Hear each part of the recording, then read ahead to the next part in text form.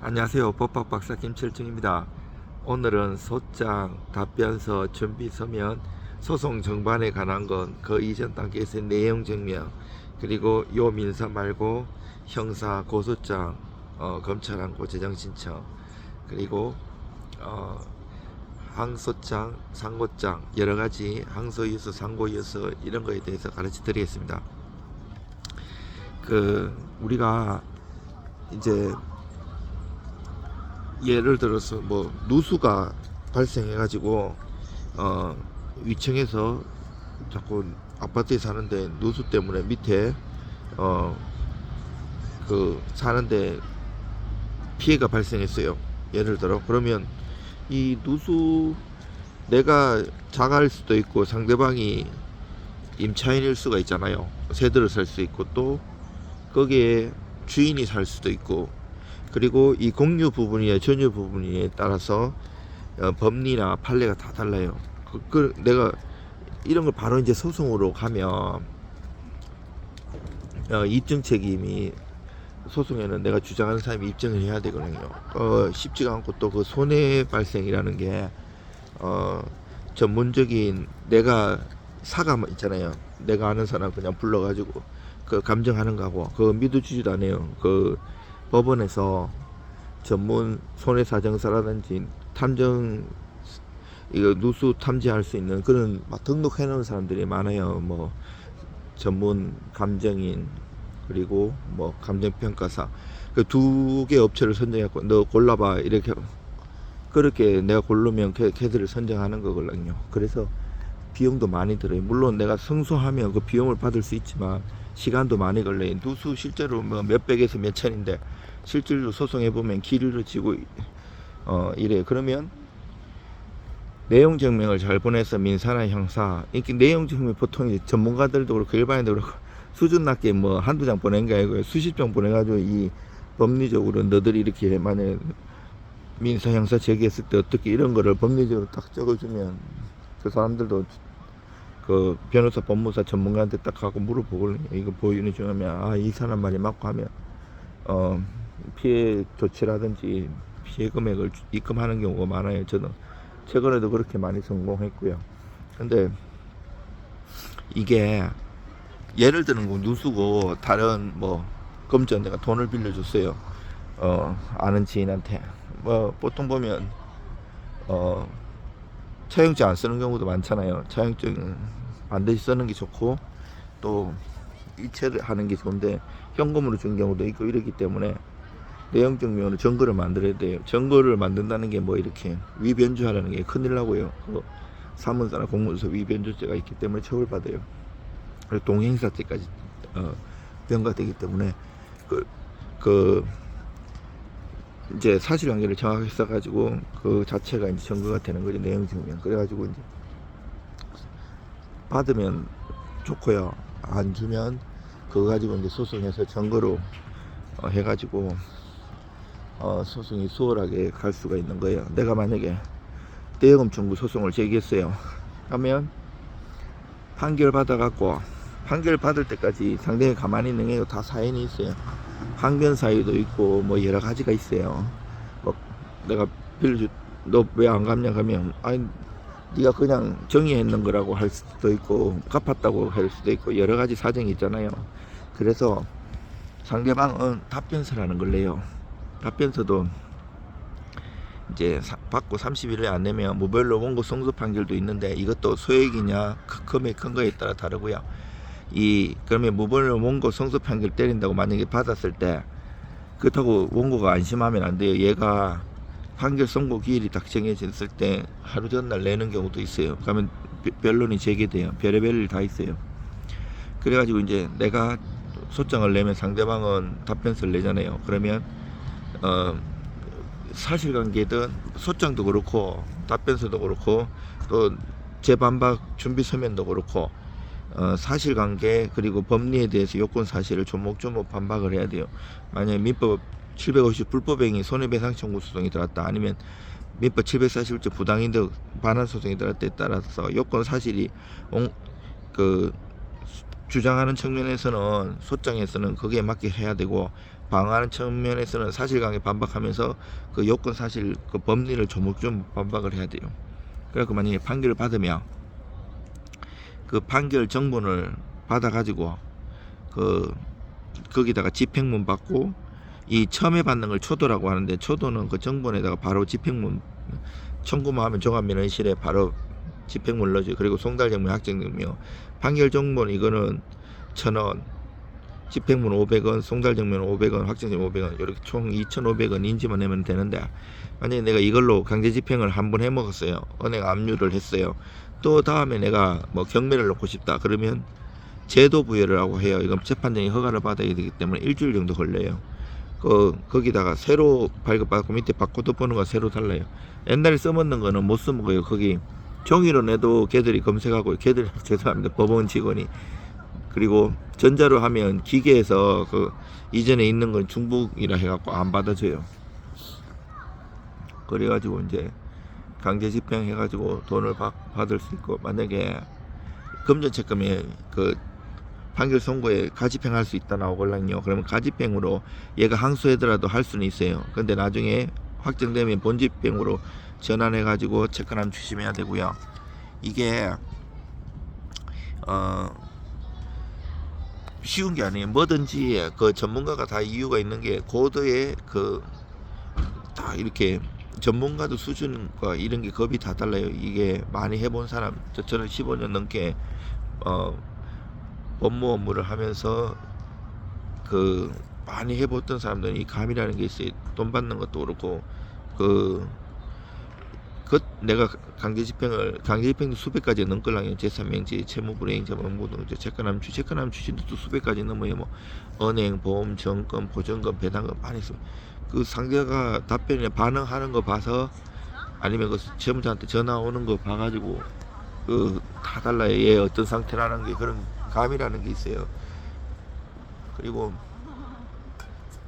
본인들이 하면 할 수는 있겠죠. 근데 이제 그 시간에 자기 일을 해가지고 돈을 많이 벌겠죠. 우리 법무사들도 내가 집을 사면 내가 등기안에 등기할 줄 알죠. 눈 감고도 할 수 있죠. 15년 동안 하면. 근데 다른 가까운 법무사 맡기는 게, 나는 그 시간에 다른 손님들 도와주고 돈을 버는 게 낫지. 자기 업이 있잖아요. 똑같아요. 그거 한번 보증 나오고 등기도 막 일주일, 2주일 돌아다니다 결국 안 되고 사고 나고 이러면, 왜 전문가들 돈 받고 하는지 알게 될 거예요. 그래가지고 이제 돈 못 받았을 때 이제 사기죄로 고소하는 경우도 있어요. 이게 이제 민사로 해야 될지 형사로 해야 될지 같이 해야 될지, 이것도 다 그거에 따라 달라요. 만약 사기도 엄청나게 많아요. 그 사기 유형도 뭐 대여금 사기, 투자 사기부터 해서 이게 많잖아요. 그러면 이 대여금 사기라고 하면, 만약에 돈 빌릴 때 변제 대여 당시에 변제 능력과 변제 의사가 있어야 되는데, 그걸로 없은 거를 깨주면 되거든요. 그러면 고소장을 그렇게 쓰면 상대방은 열람해가지고 피고소인 조사할 때 부르걸랑요. 경찰이 불러서 가면 만반의 준비를 해갖고 가야 되는데, 대충 부른다고 가면 안 되고요.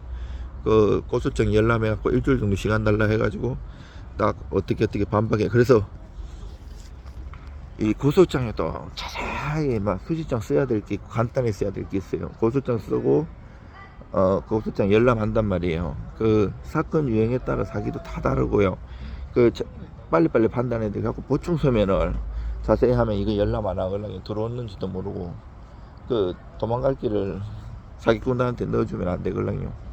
그래서 뭐든지 사건이 결이 있고 다 달라요. 이게 손님들은 마음이 급하고 인터넷 돌아다니는 양식이라든지 이런 게 있으니까 결마다 다 다르게 써줘도 저거는 저렇게 썼는데 이렇게 하면 사건이 잘 되지를 않아요. 이 전문가하고 원팀이 되는데, 전문가가 왜 있겠어요? 다 오랫동안 해본 사람이 나름대로 감이라든지 쓰는 그게 있거든요. 저는 사건을 많이 안 맡고, 소수의 사건은 그렇다 비용 많이 받지도 않고요.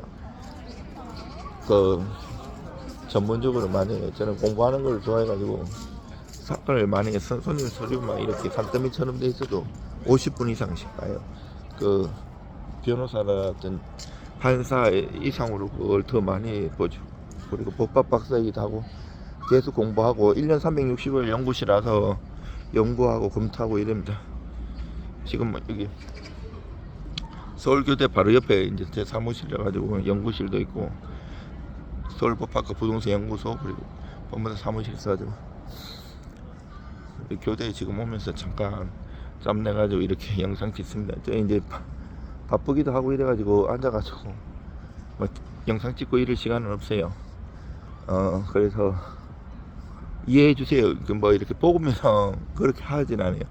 보기면서 할 정도면 맡기면 안 되지. 사건 머릿속에 이미 다 있어야지. 일을 많이 해봐가지고 자기가 그냥 체화돼가지고 이렇게 줄줄 나와야 돼요. 그런 사람한테 맡겨야지. 일을 많이 해본 사람 못 당해요. 저는 민사고 형사고 등기고 경매고 강제 집행고 많이 해봤거든요. 대기업 거쳐대처에서도 오랫동안 많이 하고 이제 지금은 일 많은 것보다는 소수의 일을 하고 공부를 많이 합니다. 그래가지고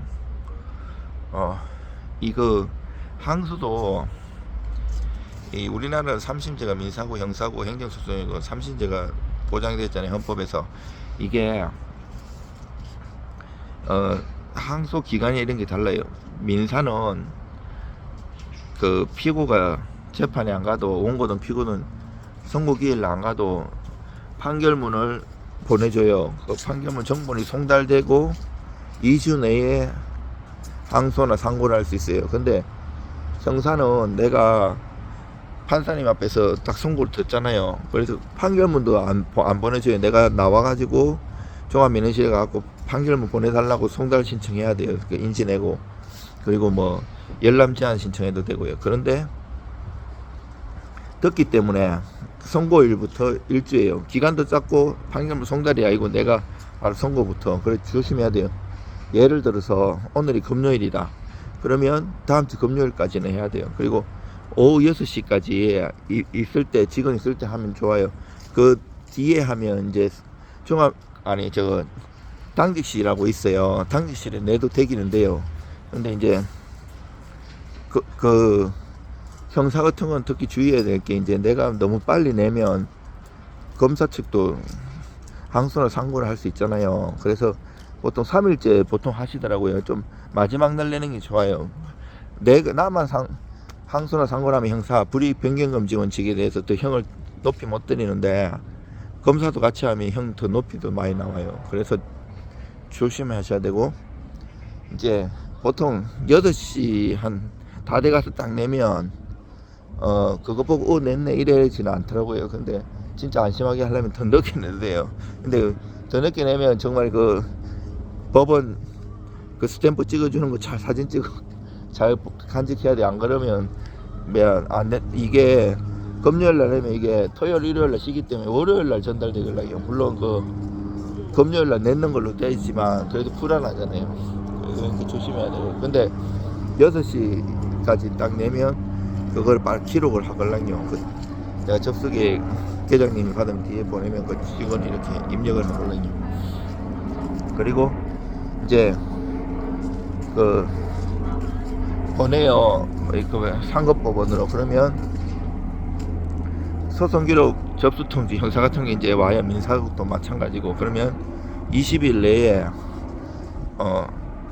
항소이유서나 상고이유서를 내야 돼요. 그거 내는데 그거 불변기간이기 때문에 하루라도 지나면 안 돼요. 물론 그 토요일 불산입이라서 오늘 금요일 도착했으면 토요일부터 기산하긴 해요. 그래서 조심해서. 그래서 오늘 금요일이면 아까 일주일이라 그러는 것도 오늘 안 치고 토요일부터 치기 때문에 그러는 거예요. 그래도 하루 이틀이나 적어도 며칠 여유 두고 내는 게 나아요. 내가 뭐 교통사고 당할 수도 있고 아플 수도 있고 무슨 일이 생길 수도 모르는 거잖아요.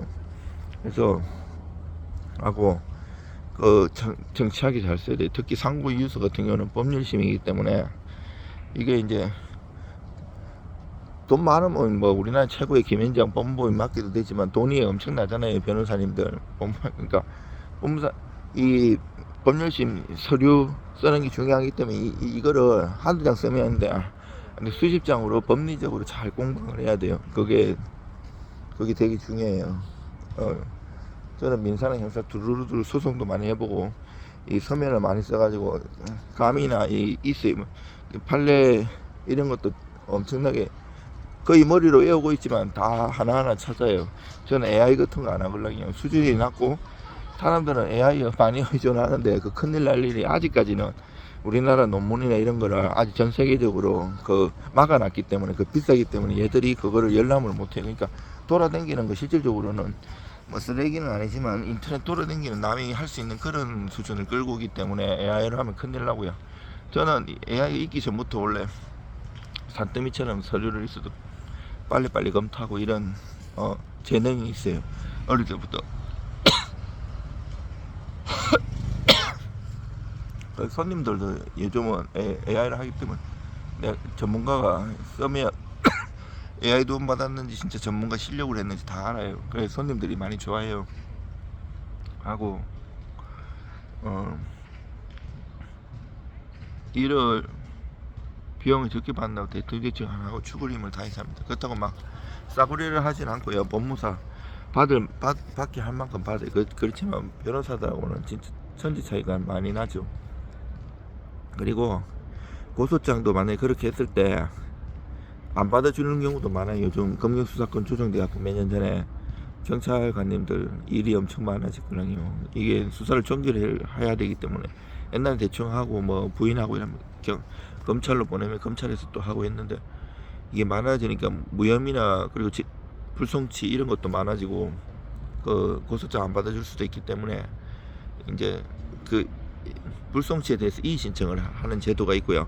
또 안 해주면 검찰 항고 재정 신청 여러 가지가 있어요. 만약 그거 검찰 항고까지 갔는데 안 하면 이제 상급 법원 그 법원에서 이제 판사님이 하시는데 잘 뭐 여러 가지 무혐의가 증거가 불충분한 건지 죄가 안 되는 건지 여러 가지 막 해갖고 이 똑같은 사람한테 의뢰가 계속 똑같은 얘기를 쓰면 안 돼요. 그게 포인트가 있어요. 모든 사건에는 민사, 형사, 헌법적으로 한 사건에 같이 들어가. 이거를 법리적 공부를 두루두루 해가지고 빨리빨리 일도 많이 해봐가지고 빨리빨리 판단해가지고 같이 검토를 같이 해야 돼. 그래가지고 계속 쓰던 폼으로 해봤자 수사기관인데 판사인데 비슷비슷하시기 때문에 똑같은 결과가 나올 수밖에 없어요.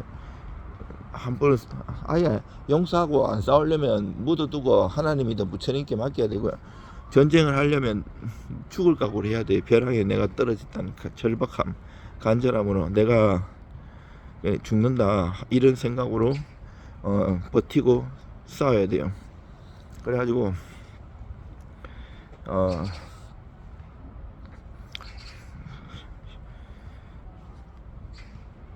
그리고 이제 여러 가지 반대쪽에서도 사실 이제 진짜 이렇게 사기꾼이나 돈 일부러 안 감사하는 나쁜 사람이고요. 그러니까 걔 중에는 진짜 어려워서 못 받는 경우도 있고 억울한 사람들 많아요. 그런 사람들도 형사 같은 경우 만약에 의견 쓰든 진술 쓰든 그런 잘 써야 돼요. 그 해가지고 억울함을 면할 수도 있고 또 돈 이제 못 갚아가지고 채무 불이행제 명부등 재산 명시 이런 거 보면 인생이 망가지잖아요. 그런 거에 따라서 또 답변서나 이런 거를 사람이 하는 거기 때문에 그 채권자의 마음을 녹여가지고 조금씩 편지한다든지 아니면 개인의 생이나 파산제도 있고 여러 가지 서류도 한두 장 쓰면 안 돼요. 한두 장 써서 감동이 안 되겠죠. 수십 장 써가지고 A 플랜에 또 그 불편 이런 걸 딱 하면 그 사람들도 자기만 보는 게 아니고 전문가가 있잖아요. 물어보고 이러니까 이 사람이 거짓을 얘기하는 건지 아니면 이렇게 되면 오히려 더 불리하다는 걸 알기 때문에 유도리 있게 할 수 있는 그런 것들이 있어요. 그래서 전문가한테 민사든 형사든 강제 집행은 경매는 두루두루 할 수 있는 사람한테 맡기는 게 중요해요. 이 경매 이런 것도 저도 한 28년 해봤는데 정말 조심하셔야 돼요. 이 경매 잘못 받으면 매각 불허가, 매각 허가 결정, 취소 신청, 대금 감면 이런 것도 있는데 제 유튜브 보면 다 올라와 있어요. 이런 것도 전문적으로 잘해야 돼요. 그 논문도 많이 써보고 두루두루 실력이 있는 사람한테 맡겨야지 일 처리도 이 확률적으로 가능성이 높아지는 거죠. 그 이제 담당하시는 분을 잘 끌로서 그리고 가서 말로 설명을 잘 할 수 있는 사람이 필요하고요. 이게 이제 계속 그 법원에 있는 분들도 그리고 검찰에서 로테이션 하기 때문에 뭐 20년 30년 했다고 해도 그 업무를 잘 할 수가 없어요. 2년에 한 번씩 이렇게 계속 돌고 돌아고 그 서류 받고 이런 걸 하기 때문에 전문적인 아시는 분들 있지 모를 수도 있기 때문에 이게 방송에서 말하기가 참 조심스러운데 그런 게 있기 때문에 법리적으로 그분들도 해주고 싶어도 만약에 메가 브루 신청이나 이런 거 왔을 때 해주고 싶어도 나중에 다른 채권자들이나 다른 이해관계자들이 소송할 수도 있고 겁나잖아요. 그래서 그 실무제어라든지 판례 법리에 따라서 그것을 정확하게 입증을 해줘야지 이 사람들이 그러한 처리를 해줘도 문제가 없겠다 생각하고 제대로 잘하는 겁니다. 그리고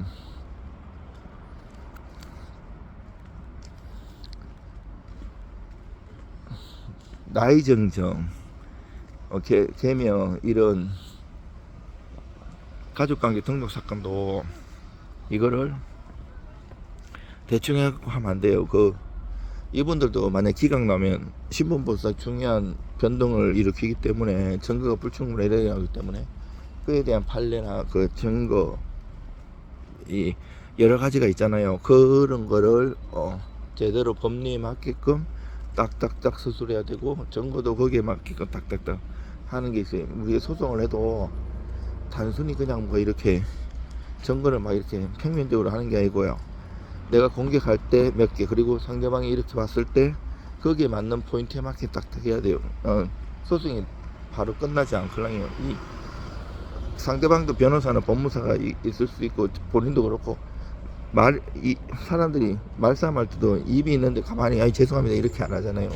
그런 것처럼 상대방도 반박을 하기 때문에 다 내버리고 다 할 말 막 해버리면 나중에 할 말이 없어지는 거거든요. 그러면 소송에서 이길 것도 패소할 수가 있어요. 법리적으로 사실관계 반박, 법리 반박 이런 거를 정말 잘 하셔야 돼요. 그리고 강제집행도 단순히 그냥 하는 게 아니고 이 사람이 그동안 소송을 했던 내용 그 공경에서 정보는 있을 거 아니에요.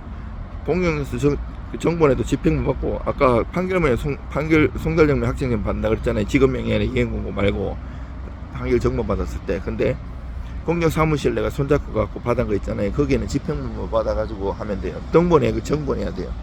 그래가지고 그거를 했을 때나 이 강제 집행했을 때 그 감들이 많아요. 이 그런 거에 따라서 괜히 돈 조치를 많이 해가지고 돈 많이 날리는 게 아니고 그때 맞게끔 잘 처리를 해야 돼요. 그리고 뭐 부동산 있다고 함부로 경매 신청 안 하면 돈만 엄청 많이 깨져요. 이렇게 막 감정평가 같은 거 감정평가하는 비용이라든지 송달료 인지로 법원 범합이라면 1000만원 넘게 깨질 수 있거든요. 그런데 이게 유찰 돼가지고 내가 못 받으면 무행위형 민사집행법 102조 무행위형 취하될 수가 있어요. 그 법무사가 경매 넣으면 전자로 이거 어차피 유찰 여러 번 되면 네가 받아도 소용이 없는데 네가 받을래 이렇게 보걸랑요. 안 받는다 그러면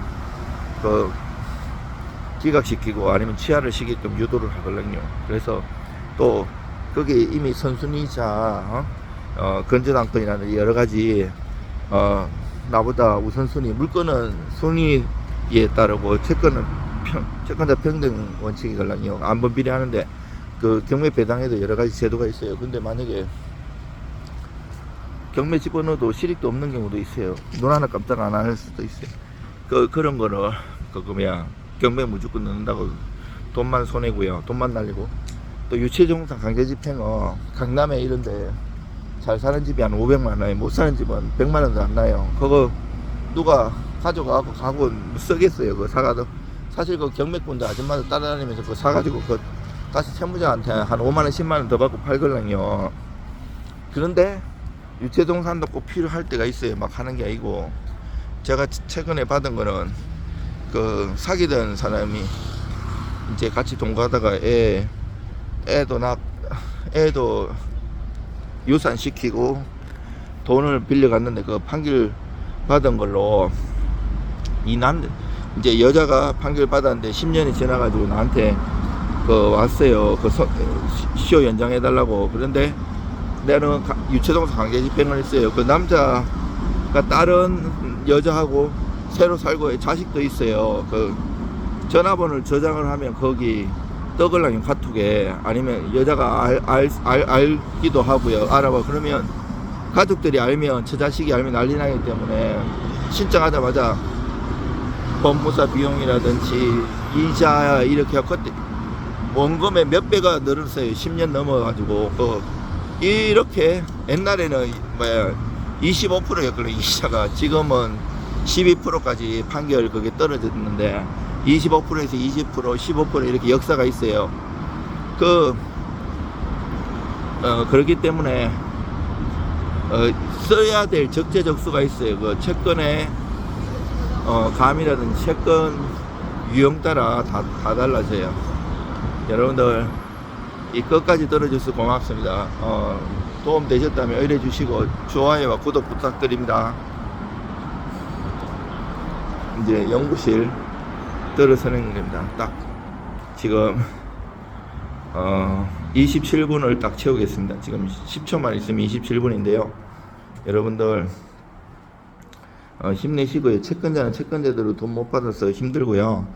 채권자도 다 자기가 돈 있어갖고 하는 것도 아니고 친구나 지인 꼬임이 갖고 빌려갖고 주는 경우도 많잖아요. 채무자도 망해서 힘들고 여러가지 어려운 시기예요. 여러분들 힘내십시오.